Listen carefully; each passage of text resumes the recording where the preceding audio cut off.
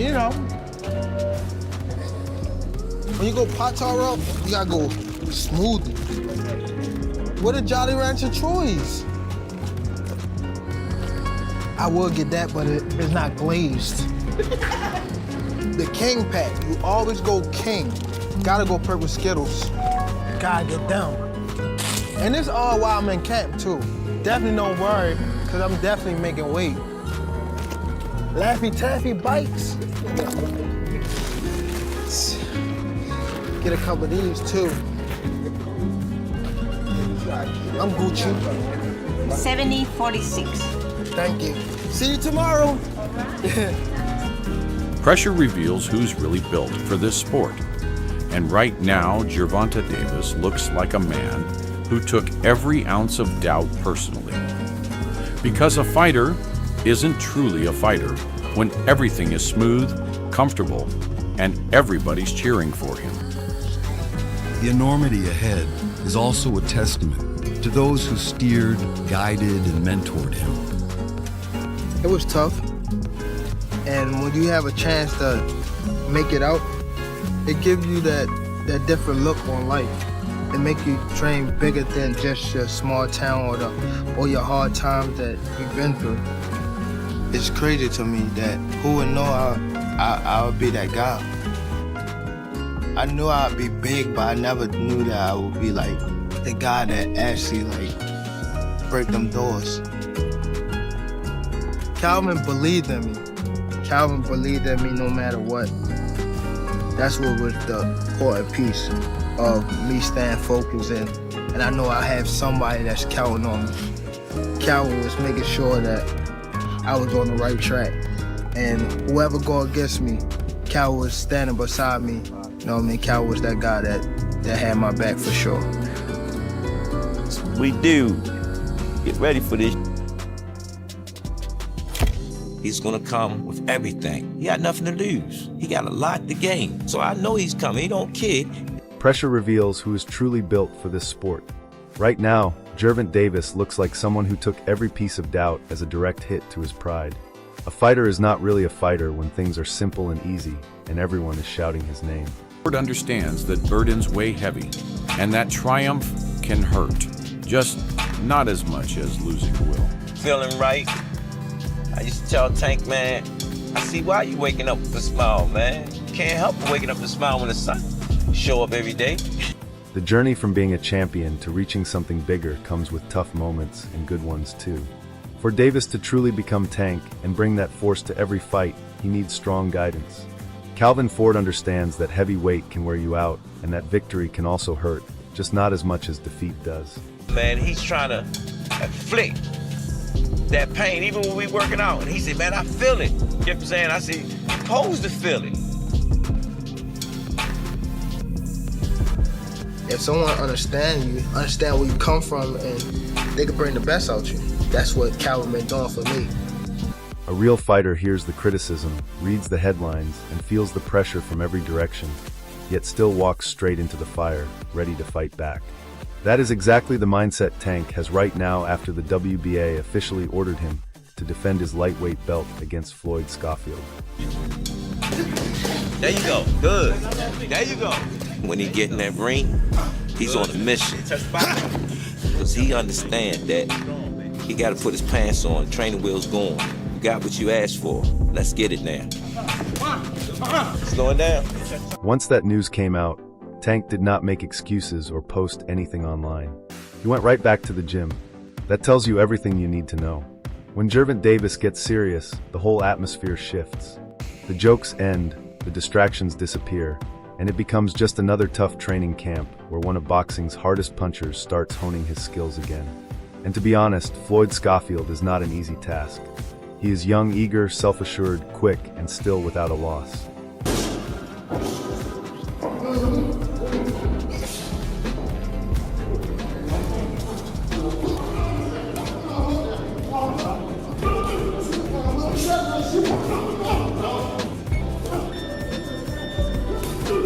The type of fighter who views this moment as a once-in-a-lifetime opportunity. But that is exactly what makes Tank so dangerous. He has been in major fights, handled big arenas, and dealt with pressure that would mentally shatter most boxers. Still, he always finds a way to come out on top when the spotlight is at its strongest. That kind of experience changes everything. A few. They definitely went to the kids store and get this. That water ain't cold. We know that. I know, but Get in the water, man. Just get in the water. you can't sit on the head. Man, just get in there, man. No, give me the towel, bro. You got the towel, bro. It's cold. Man, that's cold, man. That ain't cold, man. We can't baptize you, man. You know they gonna mean your ass up in this kiddie pool, bro.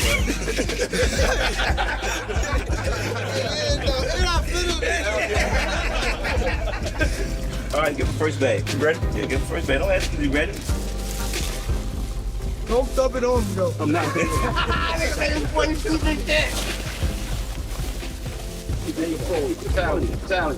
Yo, I wish I could get all his facial expressions, yo. Yeah, jumping faces, Nigga got me. It's not bad, Tank. You doing good, baby. Doing good. Look, they even got a cup holder. You want something to drink?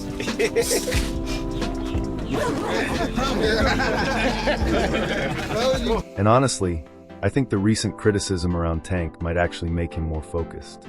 Fighters like him react differently when people start doubting them. It becomes personal motivation. We have seen this happen before. One solid punch, and everything changes.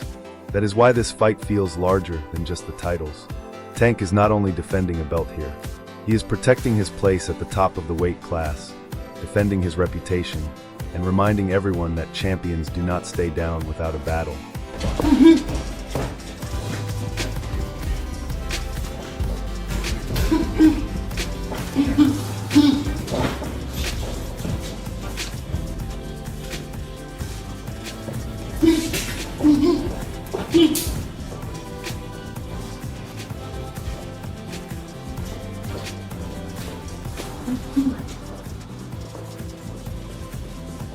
One night,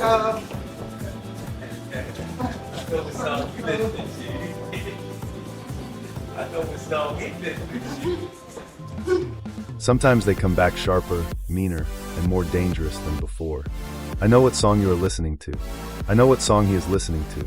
Right when Gervonta Davis returned to the gym after the WBA ordered the Floyd Schofield fight, locking himself into another serious camp like a man trying to remind everyone who runs the lightweight division. Floyd Schofield Sr. jumps in talking like someone who already sees the ending of the movie in his head. And I will be honest, the energy is wild because Schofield Sr. does not sound like a guy just happy for a shot. He sounds like a man who pushed the door open on his own. No, the rest of them are YouTube fighters. Tank is a real fighter. Tank come from the gutter like us. We built it from nothing. Like, I was dumped in a shelter. Floyd was dropped off of the shelter. Tank didn't have shit. So we come from the same background. We know that we don't want to go back there. So Tank, it will be a good fight. This is real pit bulls going at each other to tear each other head off to win that belt. The rest of them is, when the pressure get on them, they gonna fold. They will curve. Those are YouTube decorated amateurs. They didn't do it from the gutter up, and they damn sure didn't do it like Kid had to do it. So I just think when the pressure get in that ring, the pressure get built up, I believe they will bust. The pipe will bust.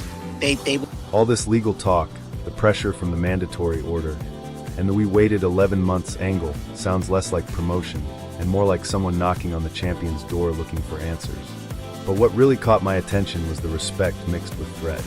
Even while he calls Tank the boogeyman, he still talks like his kid is the next player loading into the game. That is confidence with fuel poured all over it. Then he starts explaining why Tank is different from the other names. And honestly, that part hit harder than any trash talk. He basically said Tank and his son come from the same survival instinct, the same hunger, and the same we cannot go backwards attitude. Mind and his team. But I think the wisest thing for him is to stay at 140. He's not going to beat Kid at 135. I've been said that since I've been doing interviews with you. Kid is going to stop Tank at 135. And people want to say I'm crazy. They said it against Farmer. But Tank... That is why he sees this fight as real pressure, not just another flashy matchup for social media. And in the meantime, Tank is already back in camp sharpening his tools again, which tells me he heard all of this loud and clear. Because one thing about Tank is that when people start questioning if he will take the fight or doubting his dominance, he usually responds by turning someone's game plan into a mess. Still, Schofield Sr. keeps pushing like a man fully convinced his son was made for this exact moment. Tank is no threat to Kid, he says, and that is the kind of statement boxing never forgets. It either becomes a prophecy or gets played back forever with dramatic music behind it. Either way, now the pressure just got real for both sides because this no longer feels like mandatory business. It feels personal. He gave up his childhood since he was 8. Like, yo, if nobody else deserve a shot, he deserve a shot. People say he might get knocked out. If he get knocked out, he still broke generational curses. He make millions. He'll never have to work again, him and his family. He did what nobody in our bloodline ever was able to do. So to us, he's a champion. He won. It's a win-win no matter which. The workout clips and the early morning sessions hitting water bags all fade away when Tank goes quiet. Then fight week comes, and it looks like someone quietly upgraded him in a hidden lab at 4 in the morning somewhere in Baltimore. Wait a minute, take that back, because a lot of time has been going on with Tank. And Tank, you know, I don't know what Tank's doing. I don't know, we don't know if Tank training, if Tank been just quiet and training this whole time. But one thing I'm gonna do is I'm gonna believe in my southpaw brother right there. I ain't gonna front. That's my little bro. And listen, bro, they better not play with that left hand. That shit is dangerous. Even Zab starts hinting at it, talking about private training sessions, quiet negotiations, and no extra noise. That actually feels very Tank-like, calm on the outside with chaos waiting underneath. But then the conversation flips again, because Zab also gives respect to Schofield and all these young fighters coming up. I like that part because it did not sound fake. He is basically saying boxing's lightweight division is loaded right now. Tank, Shakur, Haney, Keshin, Schofield, all different styles and different personalities, each one dangerous in their own way. And that is why this WBA situation suddenly feels bigger than people realize. Schofield's side sees this as destiny. Tank's side probably sees it as another challenger trying to cash in on the throne. Meanwhile, the fans just see fireworks waiting to happen. Then Zab talks about how people dragged Tank through every headline and controversy. Whether people like hearing it or not, he has a point about double standards. Boxing fans can turn into detectives, judges, and gossip bloggers overnight. But the second a fighter starts winning again, everyone acts like they never doubted him. That is why this comeback energy around Tank feels dangerous. Criticism mixed with pressure usually creates one of two things: a total collapse or a monster performance. He's been through it now, you know what I'm saying? I mean, like, the way they dragged him when he got caught up with his bullshit, like, you know, people was just, the top, everybody reported it. Motherfuckers that don't even got platforms reported it. You know what I'm saying? It's like, damn. Like, so I hope that when I do good, you do the same you know, y'all do the same rollout that y'all did when y'all seen I was going to jail. You know what I mean? That would be good. Like, you know, all Gervonta Davis fans, the ones that, well, not even fans, the ones that put the, you know, hating and reposted and put up and talked about, when he win and he do good, y'all make sure y'all be the same ones that repost. Zab Judah was talking about Tank Davis like a quiet storm training in the shadows while the whole lightweight division keeps circling his name. Now Keshin Davis jumps into the conversation with zero interest in playing the respectful everyone's great media game. No, this man came in sounding like someone already halfway into a future rivalry documentary. And honestly, the wildest part was not even him criticizing Devin Haney's style or saying certain fighters do not have that dog mentality he respects. It was how casually he admitted he understands the business side of why Tank has not rushed into fighting him. That is what made this interview interesting. Keshin is not yelling duck every 5 seconds like a guy trying to go viral. He is basically saying, look, Tank has options, but let us not pretend this would not shake the culture. And he is right. A Tank versus Keshin fight would not feel like a normal title defense. That feels like one of those fights where boxing Twitter stops working for 3 days and every barbershop suddenly becomes a debate stage. At 47 for sure, like, okay. 47, you know what I'm saying? Tank, I'm not going back down to 35, so that gotta be like at 38. Yeah, cause that's what you missed the 4 pounds for, right? And that'll put he play them kind of games. Shout out to Tank. He'll play them kind of game. 135, nigga, and you gotta be rehydrated. You know what I mean? Or whatever the clause. You know what I mean? is. So would you call that ducking? I would call that business ducking though. Like what you're saying, like more so Right, exactly. hiding behind the particulars and the technical. You understand what I'm saying? You are hiding behind details and technicalities. You understand what I am saying? Not like what we were talking about earlier. Then Keshin starts talking about mentality, hunger, the trenches, and survival. And you can tell he measures fighters differently than fans do. He's not just looking at skills. He is looking for menace, for danger, for that little bit of chaos in someone's eyes that says they would rather risk everything than play it safe. I had to laugh when he said Tank would probably play weight games because honestly, that is boxing politics in 2026. Half these negotiations sound like trying to buy concert tickets with algebra equations attached. But then the conversation flips again because Keshin gives Tank real respect, too. He straight up says the Lamont Roach fight was great for boxing, and even admits Roach probably edged it. But he still talks about Tank like the division's final boss. That tells you everything. Even the young lions chasing him still talk about him with caution underneath the confidence. And the scary part is Keshin sounds like a guy who genuinely enjoys dangerous fights. Not for headlines, not for clout, just because he likes fighting.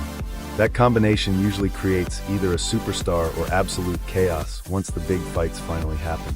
I'm trying to really like hurt you. I'm trying to bring I'm trying to, you know what I mean? So they're gonna take the more of a bag and like makes just the chances are slimmer of you getting hurt and dealing with this young, fast, like, and that's what I do understand that, because you'll get to a point where you're not gonna just take the young guy.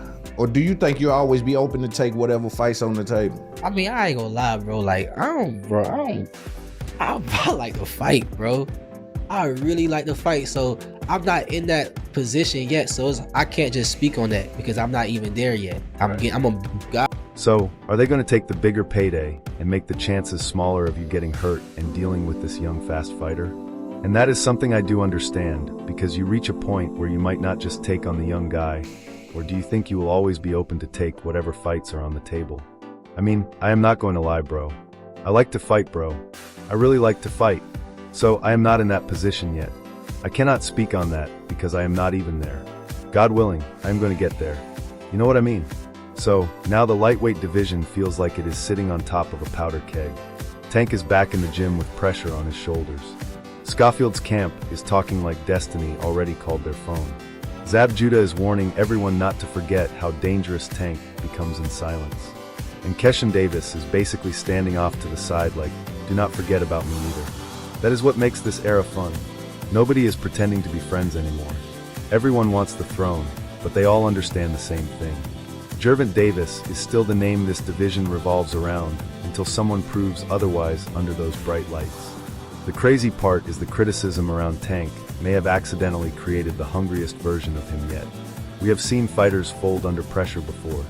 We have also seen certain fighters turn pressure into fuel and come back looking like absolute monsters. So now the real question is simple. If Tank fights Schofield, does experience and power take over like many expect, or is this the moment the young lion shocks the entire division? And after that, who is really next? Keshin, Shakur, or another blockbuster nobody sees coming? Alright everyone, stay tuned for the latest in boxing news, highlights, events, and stories. Subscribe to Glove Lard and turn on notifications so you never miss an update.